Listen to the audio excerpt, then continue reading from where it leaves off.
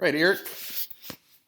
Day later than I said it was going to be, but I had another guy looking at some things on here too, so I want to make sure we got it right. So we got a lot going on this property, as we've discussed in the past, because of the topography. And the topography, since the deer are going to set up to their advantage on different winds, we have to work around that as much as possible. We're not going to stop it from happening, so we're going to work around that as much as possible, which creates issues for access, of course. When we're trying to access across property with topography, a lot easier in September and October than it is November during the rut. November during the rut, I might be able to see 200-300 yards through these woods.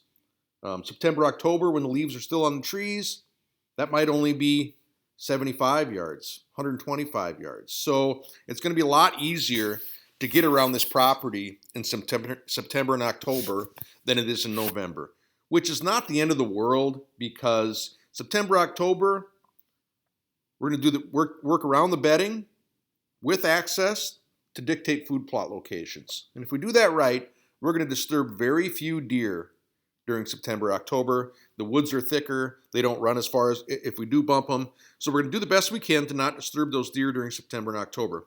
During November, when the rut's going on, that's when we have to set up on lines of travel between the bedding areas. We're going to have more risk of bumping deer because we have to get in that line of movement to hunt those bucks. And we're going to cover both those things in this plan here. So first thing we look at, of course, is, not of course, but the first thing we're going to look at is our access is from the south here, which works good for a couple of spots. We work around it with some other spots. We just do the best with what we can. On this spot, obviously, we had this food plot up here. And this one is a winner, no question, okay? Super easy to get to. We're going to screen this food plot, visual screen, bury ground blinds in the screen. Ground blinds help with thermal, and they allow us to get in and out of these food plots without the deer seeing us. We can do a plot here if we want to, if we screen this side here so the deer can't see us coming and going. We can do that if we need more food. If we don't need more food, we don't necessarily need this plot. We can get by with just this plot, which is up here at 3 acres. That's a pretty good plot. If we lime that, fertilize it, get it growing just right, we can have quite a bit of food in there. Go-to plot, avoid wind blowing the deer. Should stay above them until the sun sets. I think that was talking about the thermals. So this plot here, we know we got deer bedded here. Even if the deer bed in all these spots, we can hunt all those deer. We get in the backside here. All the deer are coming from these directions. We got screened access to get into this ground blind, get into this ground blind. What we absolutely don't want to do is let our wind blow into this bedding area or any other bedding areas we did improvements on. I think you did bedding improvements in a couple of these spots. A lot of these are just marked for north wind, leeward side, south wind, leeward side, west wind, leeward side. They're set up for the different wind directions in the leeward sides. But this is a definite area. Any of these polygons that I have, this one, this one, this one, are going to be areas that we can improve for bedding that they don't affect our access to any degree whatsoever. And we want those spots. We want those sanctuary areas that are there for the deer that give them everything they want. Now, when we look at these two spots down here that weren't on the map before, I added some exterior bedding because our access is primarily interior. We're coming in here. We're coming across the furthest west side of here along the head of this hollow to get out of here, to get in here. Evening access up high, dark access and exit down low. Evening access, the thermals are rolling uphill and a lot of times disappearing into the sky, so we can traverse this without the deer smelling us. If we put these bedding areas where the deer can't see us, then we can get in and out of these spots really good. And then at night, we can slip down into these bottoms to come home. The deer should be up top here in the food, in this food, or in the food to the northwest. We can slip out of the bottom here from this food plot, come back home. Rut stands, we can come in these rut stands from the bottom in the mornings and slip up just that gray light when the thermals are switching directions for us before the deer get back to those bedding areas. So this spot we got laid out, this bedding in here, you did some improvements because it doesn't ruin our access, and that's what all this is built around. The screening, you can buy that screen plot blend from anybody, Frigid Forage, Antler King. They all have food plot screens, barrier, blockade, different names, same principle, 3 different grains that we plant. You can probably do miscanthus down here once you get the hang of it. Take a few years to fill in for your screen, but then it's wonderful. Bury that blind in the screen. We come in the backside, crawl in there. There can be deer actively in this plot, and we can get in and out of this blind and come and go 1,000 times with a north wind. Will be great. These bedding areas that I have over here, I'm kind of doing this just south to north a little bit. These bedding areas over here make a little more sense when we come into the LiDAR mapping industry and see what's going on. So what we have is our access down through to get to this food plot that's up here is our access is this way, and our access is this way. And we can see if we bed deer on the backside of this ridge here, we got this ridge running here, we could tuck deer on the backside of this ridge with a north wind. We could tuck them over here with any wind direction. We're not affecting those deer. They can't see us. They can't see our axis down low. They can't see our axis up high. Let's put some spots there, because what that will do for us is it's going to create some more rut opportunities for us. So you got a knob here, knob here, knob here. Okay, we could just improve those few bedding spots like he talked about. This was probably a bedding spot here. We can improve just those few spots, or these are spots we can improve this whole general area. We can improve this whole general area. Okay, this whole general area, because we got a ridge here, I can have deer in a south wind, I can have deer in a north wind, I can have deer in a west wind, I can have deer in an east wind. I can bed deer with any wind here, and I can access through the bottom without those deer seeing me, across the top without the deer seeing me. Great spot to bed deer. Great spot to bed deer.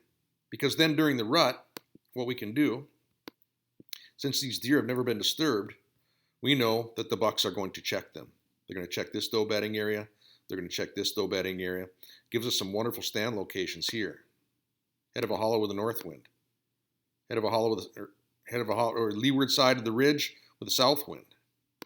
This one is a head of a hollow with a northeast wind. When we talk head of hollow, what we're talking about is these. You got this top ridge running here. Very difficult. The deer don't want to go down in here and back up to the top. They either want to cruise around the bottom when the thermals are sinking, when it's dark, or they're going to cruise this top when the thermals are rising all day long. South wind hits this hill, thermals roll uphill. Those bucks can cruise here with a north wind, smell this side of the ridge, and smell this side of the ridge. So we got a rut stand here to head of a hollow. Rut stand here to head of a hollow. Rut stand on this leeward side. I don't have a big, thick, steep hollow on this map that's showing up. If I do have one, big, thick ravine, maybe this one's steep enough that they're all going around the head of it instead of going through it. Another stand location right there. Focus on the head of the hollow. I got those all over the property. Here's a rut stand for an east wind, head of a hollow. Okay. Had the food plot up here, up top here, head of this hollow. Deer don't want to go through this. They'd rather go across the top if they can, especially if the wind is where they are. Here's another one, head of a hollow. We could have our wind seep down this way, the southwest wind.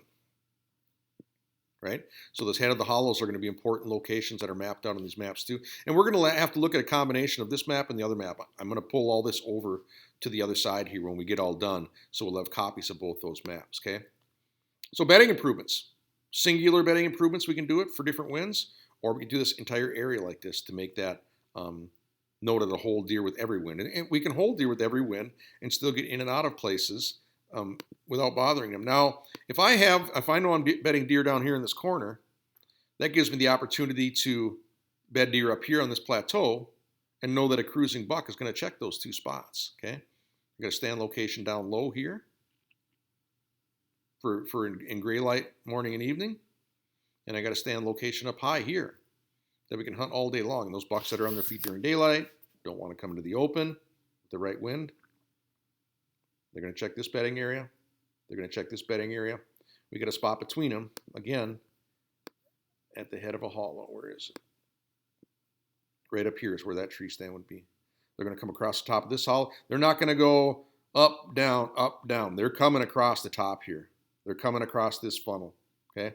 And if we got does bedded down here, and we got does bedded up here, that gives them the motivation to check those two spots.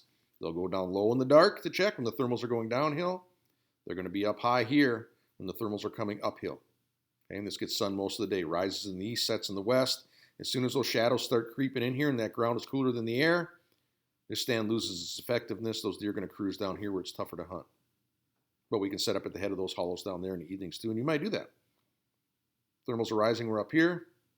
And thermal sink, if I got deer bedded here, and those deer in the bottom, again, very difficult to hunt. But we can map out a spot at the bottom of these thick ravines here to set up shop there. So again, September, October, bed to feed strategies. We're going to go back to that. Food here, really easy to get out of. Screened access, ground blinds, right? This one here, we can come across the top. If we hug the head of these ravines, we can get past these deer. Come across here. These are far enough away. September, October, they're not going to see us. We can get to this food plot. Both sides of the plot here, we can be in food plots. We might have to screen this from these deer. You make that decision. You might not have to. Might be far enough away and they can't see us that we're okay. Again, it depends upon how far we can see through the woods and where those deer are setting up shop. And then at night when we're done hunting, we can drift across the backside, come down this point here, come up this low spot, knowing full well that our thermals are going blowing out this way down this river bottom. But when we're in the dark, in theory, if the deer are feeding, they're going to be either up in the northwest here, might be out in these fields, or they'll be up in our food plots, which means they're higher than us, so we can get through these food plots when they're out there in the food to get where we're going. They'll come in like this during daylight, in or out during daylight, in or out in the dark to the food plots. And the food sources are going to be much harder to hunt in the mornings, just simply because the deer aren't keying on that as much. This one would be okay up here. Great spot to hunt because the deer are going to transition through here, coming back and forth to bedding. This one, not so much. This one, not a great spot to sit in the morning. You can still do it, still get in and out, but the deer get scattered a little more during the nighttime, so it's harder to approach that in the dark. This is more of an evening spot. This would be a good evening, morning spot, just harder to get through there. What else we got? I'm going to pull this mapping over to the topo side so we can take a peek at it here. So again, the topography map makes a lot more sense to work off of from the standpoint of looking at your property. The scribble map has a lot nicer pins and stuff to be able to jack around with, but we'll jump back and forth. So you can see how we look at if we have access down this bottom here, right? We're in the dark. We come up this ridge and over the other side, right? And we can pin a bunch of deer in here. We can pin a bunch of deer in here. And move that a little bit. Add conflicting lines on your map. So yeah, so we can pin a bunch of deer permanently with different winds, and here permanently with different winds. We might get a little action from them, food bed to feed here too as well. They're going to come in like this, okay? But we can still get them, especially if they're coming over to this plot here. We can get them coming across this ridge here. They're coming here on the other side of the screen, so we're okay. So it'll work for that too. But we're just kind of staging some deer up in areas on our property that we can access past and hunt during the rut. Lines move during the rut. Again, stand right here, head of this hollow, right? Deer are going to come around it up top here when the thermals are going up. They're coming around it down the bottom when the thermals are going down. So you should probably have a stand right down here somewhere too. A stand here I had as a mooring spot to get in behind the bedding. Again, if we this is bedding AM spot here. If we develop this complete knob right here, our access is across the top. We come in the blinds here, in the tree stand here, trash in this ravine here, so the deer go around the top fit. We can bed those deer that don't impact us, right? I had this here with this food plot up here. I said if our neighbor will let us come through here for access, we can just dump right out this bottom here, go up the neighbor's place. We can put a plot here if we want to, with a ground blind here and a ground blind over here with different winds, and hunt all these deer as they transition up to this field in the northwest in the afternoons. If our neighbor won't give us access up there, it's really difficult to get through there. I should see if I can edit this pin. We want to keep this this will be access through this bottom here. Get through there so the deer can't, the thermals are down there so they can't get us, right? Then we come around this point here, up this draw and up here. These deer won't get us. These deer won't get us. Should be okay. Another bedding area we can create is right here because we don't have any access built around that, so that's okay. Here's another one. None of our access points reflect that. Here's another one. This access for a rut stand down here in the bottom to get behind them. The west wind or a north wind, right? Get back behind these deer. We can have a stand location there to hunt during the rut, to hunt all the activity that's hunting these deer here. So yeah, it becomes a lot more easy to see with the topo here. Again, this can all be improved bedding. I think you did a lot here already. Here's the leeward side with the north wind, leeward side with the south wind, leeward side with a west wind, okay? I didn't want that. That must have been a line that we had on there that we haven't erased yet, but it's too difficult to get back there without boogering these deer out of here. Again, these deer here, this line should probably be, come on baby, hit okay here.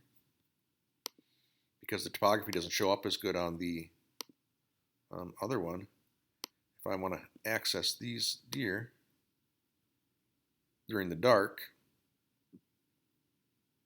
it's just more difficult to get in and out of there. But during the dark, we can keep our scent down here low. During the daylight, the scent's going to blow up, so it's just a tougher spot to get to. But you can see when we flip back and forth, we can visualize why the bedding areas are where they are. It's for the visibility. It's for the prevailing winds. Our access strategy is kind of, we know the thermals keep our scent down low in the dark. The thermals are blowing our scent uphill in the light. So we work around that to get to our stands, knowing that the deer have less of a chance to pick us off and smell us. So we go back over to here. Our food strategies again become this spot right here is dynamite. This spot's really good if we need it. 3 acres is a lot of real estate. If they chew it to the dirt and we need more, we have the option to plant more. Probably just do this the first year. I love this food plot here for our access. We can get around the top here, hug this ravine so these deer can't see us, get in this plot with the thermals blowing uphill. We can have a ground blind on either side of it. And we can hunt any of the deer that come in there from any direction. Okay, and again, the ground blinds, a hard-sided blind like a redneck's going to do better if you build your own creations. The fabric blinds do a good job with the thermals and wind, not as good as a hard-sided blind. So hard-sided blinds are expensive, but they control our scent a lot better. And then again in the evening, we can run down this top here, out the bottom, back out the bottom, where this is just a dead zone for our deer altogether.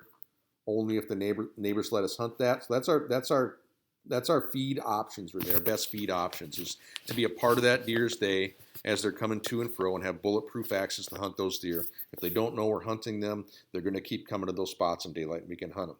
We just have to be really conscious of the thermals and the leeward side of these hills. We know that September and October, it's easier to get around the property than November. But November, we move into rut strategies. And our rut strategies are all built around having stands at the head of these hollows. The steeper the hollow, the more attractive it is to us because we know the deer are going around it. Just dynamite spot. 2 steep hollows here. The deer are going either around the top or around the bottom. Thermals are uphill, we're up here. Thermals are downhill, we're downhill. Bed here, deer. Our bed deer here. We can get by here September, October, get by all these areas. We can get by this spot, September, October. Bang, we can get past this one. We can get past this one. We can get past this one. We can get past this one. We can get past this one.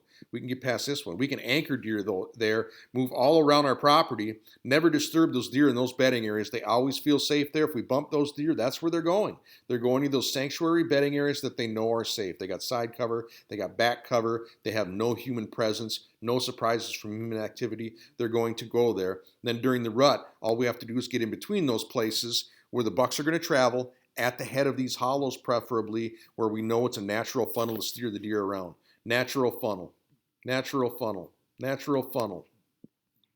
A ridge where we know the deer are going to come past. Natural funnel, right? They're going to check these bedded deer. They're going to come around this ridge. They're going to check these bedded deer. Here's a spot at the head of a hollow. When the wind's blowing down that hollow, the buck's going to cruise through there. We don't have to bother these deer to get in here. This deer here, harder to get in there in the mornings, right? But if we go in here in gray light and we get here, right? As soon as those thermals start going uphill, we can go uphill. And then when the bucks are going from this bedding area to this bedding area to this bedding area, there's a really great chance they're going to come around the head of this hollow, and we didn't bother those deer. We didn't bother those deer getting in there, right? This one's a little tougher over here. But we have the head of the hollows on this trail system. If I could let me turn off all these markers. Turn them all off. We can see that all these head of hollows mean these deer want to cruise this top when the thermals are going uphill. We position ourselves at places at the head of those hollows so they don't get behind us, and we're in pretty good shape, especially when the wind's blowing uphill. So we take advantage of that. Then in the evenings, when the thermals are all sinking down low, we know when the sun's down all night long, when this ground is cooler than the air, our scent is going like this, unless there's a strong enough wind to blow that back up this way. So if it's really calm like it is at night sometimes, the thermals are all getting sucked downhill like this. The deer that are down here can smell us, but if we walk across the top, all the deer can smell us. All these deer and the deer in the bottom. So when the thermals roll downhill, we want to be downhill. When the thermals are rolling uphill, we want to be up top, right? But it's always tricky because it's going to switch 4 times a day. Let's turn those lines and markers back on.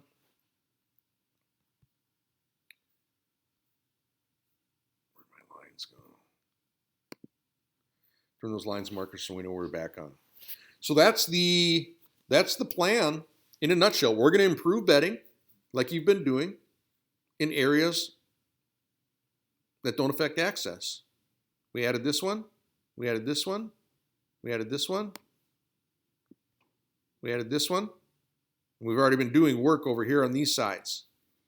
So we're doing them along the same plans, but these ones we really don't have to worry about hardly anything. We can just get in there and thicken those areas up, or just know that the deer are going to use them if we just stay out of them, which we're going to, by staying, using this access up top, this access through the bottom. We can really target most of the deer on the property that way. These areas are just inherently harder to get back into. We knew that. That's why we're creating bedding back in there. We're just working the best we can with what we have. So I'll get this baby put up on a YouTube format for you. And you're just going to have to kind of click both ways to look at it. I'll send you a picture of the other side. So we got the topples. In fact, I could probably send you the KML for this Cal topple so you can see how that stacks up in there for you. But I should see if I can take this line out of here. I don't want that line in there. Bye-bye. All right, we'll get this going to you. We'll be talking.